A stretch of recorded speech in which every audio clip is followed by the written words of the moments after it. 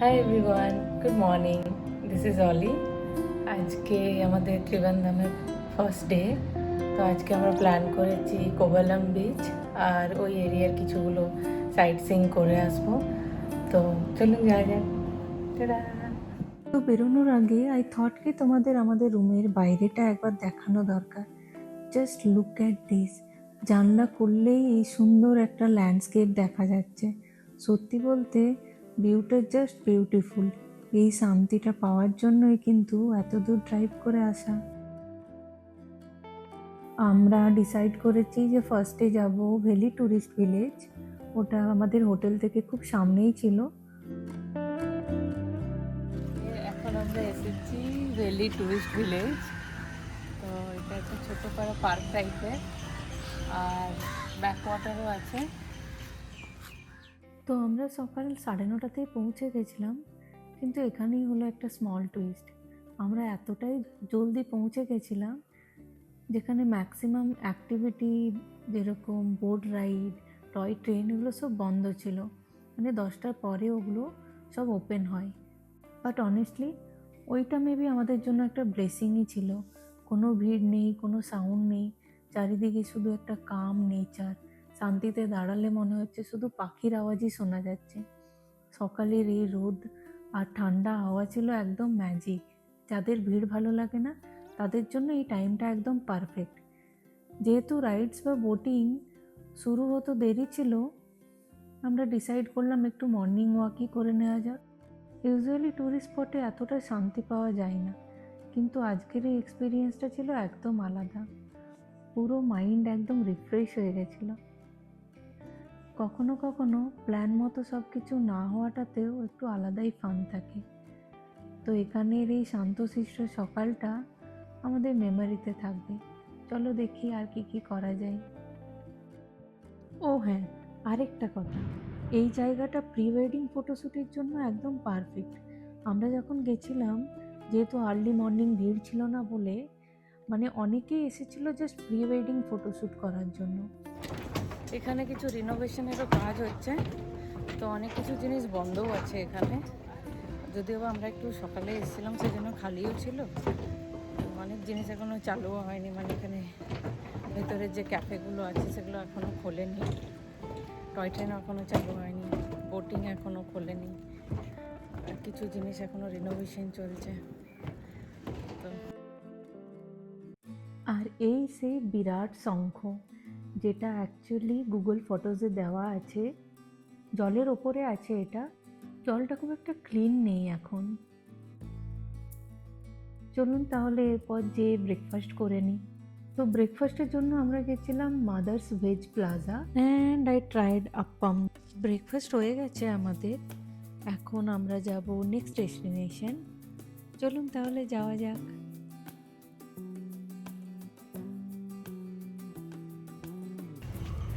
Hello.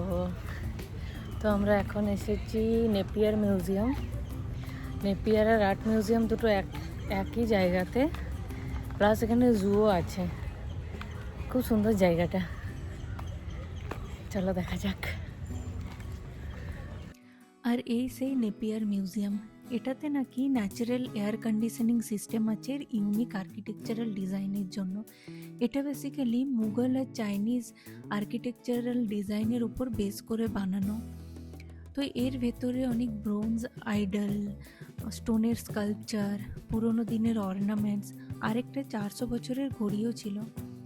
তো এখানে video allow ছিল না, ফটো নেওয়া যেত। ভিডিওর জন্য আলাদা ফিজ আছে, যেটা ছিল 2000 রুপিস। তো আমরা নর্মাল ফিজ নিয়ে ভেতরটা এক্সপ্লোর করে তারপর গেছিলাম আর্ট মিউজিয়াম। ওখান থেকে আমরা গেছিলাম ন্যাচারাল হিস্ট্রি মিউজিয়াম, কিন্তু এটাতে গিয়ে জানতে পারি যে এটা রিনোভেশনের কাজ চলছিল, তো ওটা বন্ধ ছিল। আর আমাদের যেহেতু লাঞ্চটা বুক করা ছিল দ্য লীলা কোভালামে, তো আমাদের জুটা মিস করতে হয়েছিল। এখানে অ্যাকোয়ারিয়ামও ছিল, কিন্তু সেটাতে আমরা যাইনি। এই সব জিনিসগুলো একটা প্রপার্টির মধ্যে ছিল, তো এটা একটা বিশাল বড় জায়গার মধ্যে বানানো হয়েছে। তো এখানে একটু সকালে এলে এর ভিড়টাও কম থাকে। এখন আমরা এসে গেছি লীলা কোভালামে। এটা বেসিক্যালি কোভালাম বিচের একদম সামনে। তো এখানে আমরা লাঞ্চ করে অনেকক্ষণ ওয়েটও করেছিলাম, যেহেতু ওখানে গরম খুব বেশি ছিল দুপুর টাইমে। আর লাঞ্চ করার পরে আমরা প্রপার্টিটা একটু এক্সপ্লোর করেছিলাম। খুবই সুন্দর জায়গা প্রপার্টিটা। এর একটা বিচ সাইড ক্যাফেও আছে। তো যারা ধরুন লাঞ্চ করতে ওপরে না আসে, তারা নিচে ওই ক্যাফেতেও যেয়ে খেতে পারে।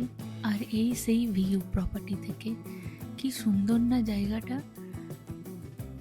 আমরা বেসিক্যালি এখানে ওয়েট করছিলাম দুপুরটা একটুখানি পড়ার জন্য, মানে 3-4টা পর্যন্ত আমরা ওখানে ওয়েট করেছিলাম। এই গাছের নিচে ওয়েদারটাও একটু ঠান্ডা ছিল, তো আমরা এখানে অনেকক্ষণ বসেও ছিলাম আর প্রপার্টিটাও একটু এক্সপ্লোর করে অনেক ফটোও নিয়েছিলাম। দারুণ সুন্দর জায়গাটা ছিল। তো এরপর আমরা গেছিলাম মিঞ্জিম লাইট হাউস, যেটা কি না সানসেটের সময় গেলে সব থেকে ভালো ভিউ পাওয়া যায়। তো এখানে ক্লোজিং টাইম ছিল 5:30। আমরা যখন পৌঁছেছিলাম অলমোস্ট 5টা হয়ে গেছিলো। মেন রোড থেকে এটা একটু ভেতর দিকে ছিল আর রাস্তাটাও ছিল খুব ন্যারো। তো আমরা যখন পৌঁছালাম ভাবলাম আর হয়তো আমরা টিকিট পাবো না, কিন্তু লাকিলি আমরা টিকিট পেয়েছিলাম। যদিও আমাদের একটু ওয়েট করতে হয়েছিল 10-15 মিনিটস। এটার ভেতরে বেসিক্যালি লিফট ছিল আর সিঁড়িও ছিল, কিন্তু একদম ওপরে মানে লিফট থেকে আরও 10-15টা সিঁড়ি আছে, ওগুলো একদম খাড়া সিঁড়ি, ওগুলোকে পায়ে হেঁটে যেতে হয়। তো সুন্দর যে ওই দিনের হয়তো সবথেকে বেস্ট ভিউ ছিল এটা। তো আমরা যেহেতু লাস্ট ব্যাচ ছিলাম ওখানে, 6:30 পর্যন্ত আমরা ওয়েট করেছিলাম। 6:30টার পর অ্যাকচুয়ালি ওটা বন্ধ হয়ে যায়। তো এটা অনেকক্ষণ এনজয় করার পর আমরা ওখান থেকে ফেরত আসি। তারপর আমরা প্ল্যান করলাম যে আমরা লুলু মল যাব।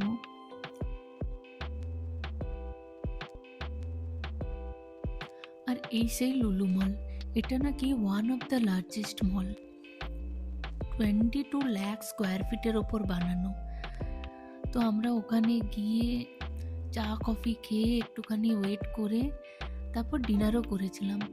যেহেতু অনেক সকালে বেরিয়েছি আর অনেক হাঁটার জন্য অনেক টায়ার্ডও হয়ে গেছিলাম। তো আজকের জন্য এইটুকু, আবার দেখা হচ্ছে নেক্সট ভিডিওতে। যদি আপনাদের ভালো লাগে তাহলে লাইক আর সাবস্ক্রাইব করতে ভুলবেন না।